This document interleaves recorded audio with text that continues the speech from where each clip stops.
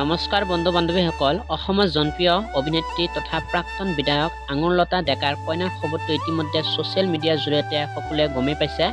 কিন্তু যিসকলে গম পোৱা নাই তেওঁলোকক ক'বলৈ ওলাইছোঁ, অসমৰ জনপ্ৰিয় অভিনেত্ৰী তথা প্ৰাক্তন বিধায়কৰ আঙুৰলতা ডেকাৰ কন্যা সন্তানটি এটা জটিল ৰোগত আক্ৰান্ত হোৱাত আজি চিকিৎসালয়ত ভৰ্তি কৰা হৈছে। আঙুৰলতাই এই কথা ছ'চিয়েল মিডিয়াত কিদৰে প্ৰকাশ কৰিছে চাওক।